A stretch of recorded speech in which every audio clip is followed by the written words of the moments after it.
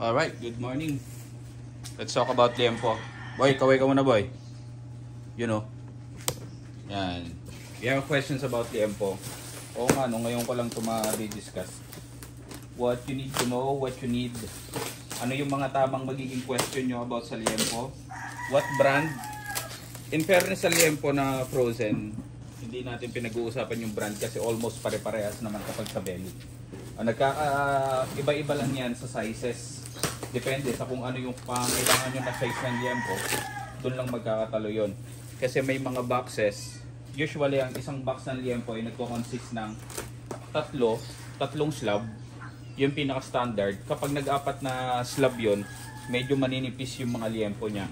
So, ang ginawa ko rito is, pag pinipick up ko to sa pinagbibilihan ko ng liempo, nakakat na siya. Pinapakat ko na, tapos kukunin ko na lang. Ang brand nito hindi Aurora, this is a Reeboks. Kasi nasisira yung mga box nila, so nilalagay sa ibang box. So ito siya. What you need to know about liempo, kailangan mong malaman kung saan mo siya gagamitin. Lalagyan mo ba ng breading? Lalagyan mo ba, gagamitin mo ba siya sa sizzling? Ano ba? Gagamitin mo siya pang lutong ulam? Yun mga dapat mong malaman. Silipin muna natin, pag dinala natin sa loob, i-discuss ko sa inyo when it comes to kapal ng cut na kailangan nyo, ano mga kailangan nyo malaman. Open muna natin to. Let's see. Tingnan natin yung quality ng cutting nila. Shout out sa Albertos. Yan ang shop nila. Ilalagay natin yan sa screen yung ano. Uy, may pusa oh. Kaya ano natin yung yung shop nila. Pakita natin kung saan sa. Very good. Yan. Very good ang pagkakagawa. Pagdating sa liempo, pag-usapan liempo, wala tayong inaano kasi usually naman yung distribution ng fat saka ng laman almost pare-parehas eh. So wala talagang usapan pagdating doon. The quality of the meat, wala kang pag-uusapan doon. Almost pare-parehas. Wala akong nakitang brand na pangit pagdating sa liempo. Okay? So nagkakatalo lang talaga. Ganito siya. Ganito yung sinasabi ko sa inyo. Kapag yung isang box ng liempo is 4 yung slab or 4 na pirasong malalaki yon, na malaking piraso, parang ganyan, kasya sa buong karton. Kapag ganon, maliliit yung ano niya. Maninipis kasi mga batang baboy yon. Almost ganito lang kasya kanipis, ganito. Kung i-compare mo rito sa full grown na baboy na ganito kalaki, ganyan siya. Kumbaga kulang ng mga 2 inches. So nakadepende talaga kung saan mo gagamitin. If gagamitin mo sa mga lutong ulam, walang problema yon. Pero kung gagamitin mo sa mga sizzling, sa mga sa mga gagawin mong liempo meal, mga liempo silog, ganyan, magkakaroon ka ng problema kasi medyo maliit. Okay? So tingnan natin yan, bulwasin natin, then dali natin sa loob, buhatin natin para makita natin. Kuha tayo ng timbangan doon, makita natin kung ilan ba dapat ang timbang per piraso para sakasakali ikaw ay tutubo naman kahit papano dahil napakataas ng presyo ngayon ng liempo. Okay, dito sa loob, buksan na rin natin dito isa, tapos check na rin natin. Ito yung first one natin na binuksan, which is good so far. Tingnan natin ito ang pangalawa.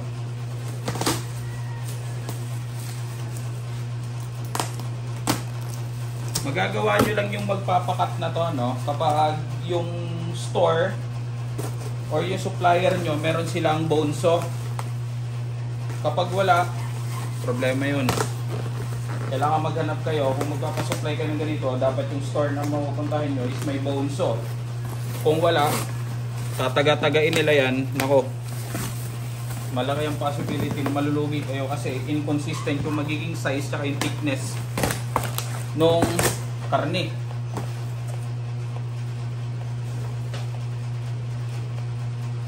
Okay, cut check. Wow.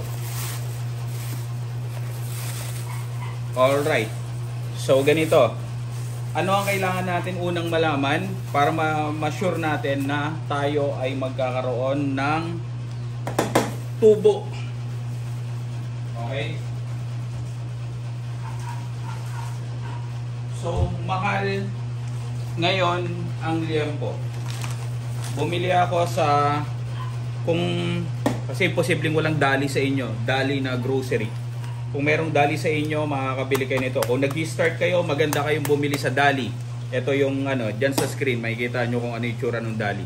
Dali sa grocery na nagbebenta ng mga pumapatay sa pure gold yan. Kumbaga ang mura ng mga benta nila. This is 500 grams. Actually, hindi mo naman talaga maano yan, masasaktong 500 grams.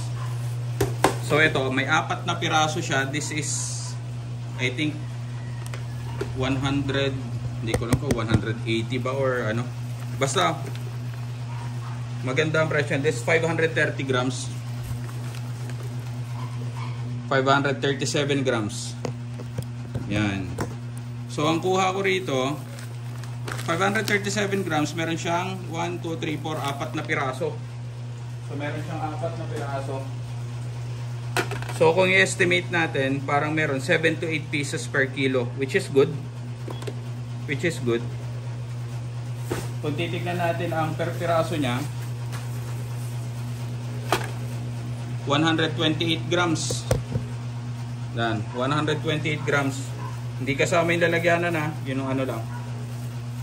Yan, naka 0, 0 yan. So 128 grams ang isang piraso, which is a very good size para kumita ka. So kung i-divide natin yan sa 1,000 grams, which is 1 kilo, makakuha ka ng 7 o 8 piraso, and that's a very good number para mag-start ka. Okay?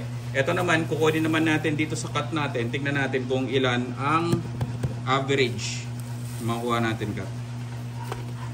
So 123. This is 124. Meron tayong 130.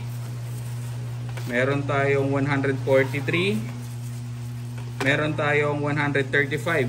Okay. For you to be able to have a good profit dito, kasama ang operational expenses mo, make sure na huwag kayong lalagpas ng 150 grams. Yan sa presyo ngayon ng liempo. Okay? Sa presyo ngayon ng liempo. Kapag hindi ka lumagpas ng 150 grams, roughly meron kang 7 sa isang kilo, which is a good number for you to start.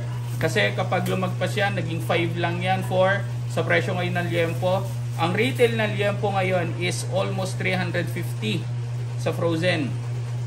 Almost 400 sa fresh. So kung ganun mo makukuha, ilan na lang, 'di ba? Magkano nang magiging presyo per piraso noon at magkano mo na lang ibebenta. Syempre, pag nag-i-start ka, iniisip mo lagi dapat hindi ganun kamahal yung ibebenta ko kasi baka walang bumili. Ngayon, may mga nagbebenta ngayon ng 90 pesos, 99 pesos, may kasama pa mga soft drinks, tapos ganyan. Magkano na lang tutubuin mo kung ganun ang presyo mo. So, ang una pa lang, since mag-i-start kayo as a retail, make sure nyo na tama ang computation ninyo. Huwag nyo palalagpasin ng 150 grams ang per cup ng liempo ninyo. Okay? So, Mang Domeng, gaano ba kakapal ang dapat? Gaano ba dapat kakapal ang isang cut ng liempo? Usually, kapag binigyan nyo ng instruction ng magkakat nyan, it's supposed to be 0.3 to 0.4 ang kapal. Okay? Dapat ganun ang kapal nyan.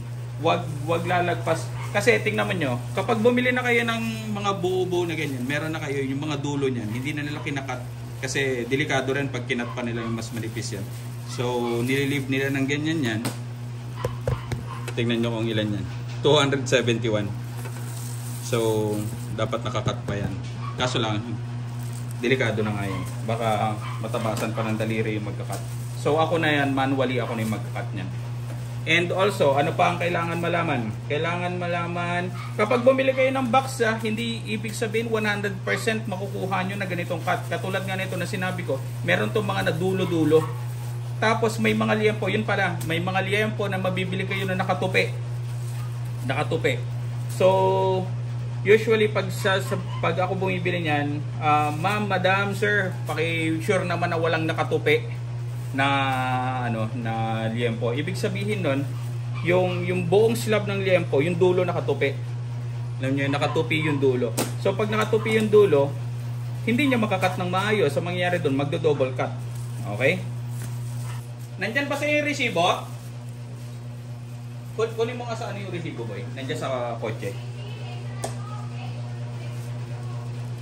Kaya mapakita ko lang yung resibo. Tingnan mo nandyan sa upuan, boy. Oo.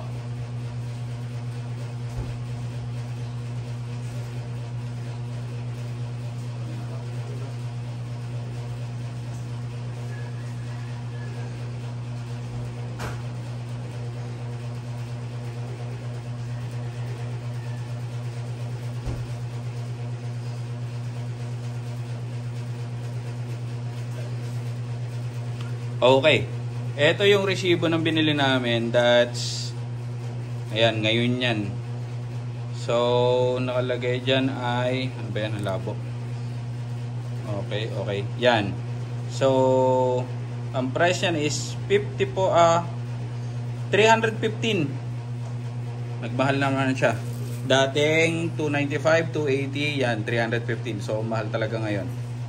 And belly nakalagay dyan, ang quantity niya is 54.12. These are 3 boxes. 3 boxes to. Pero nung nakat, nailagay na dyan sa 2 box.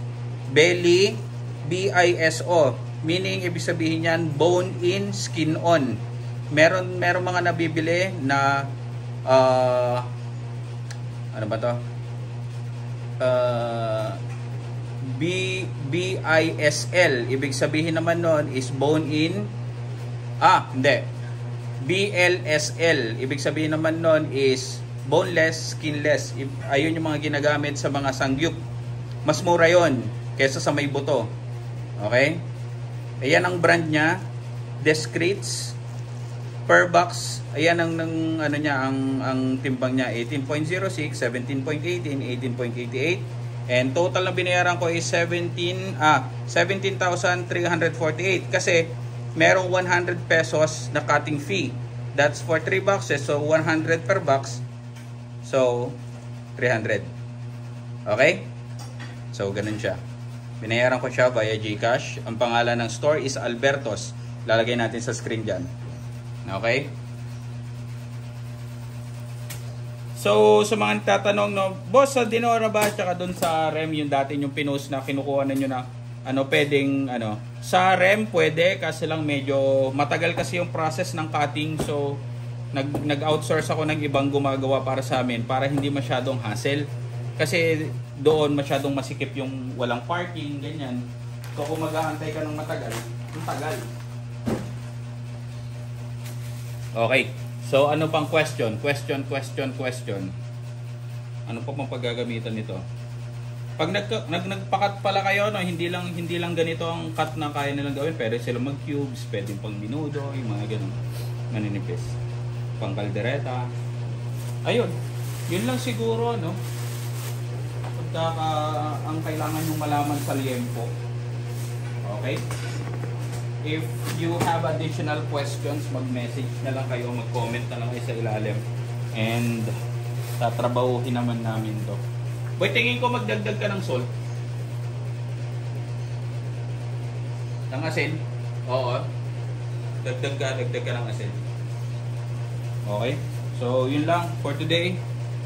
Normal po na merong iba't ibang sizes niyan, ha? Pero ang importante, marunong yung nagkakat. Katulad nito, mas malaki to pero 130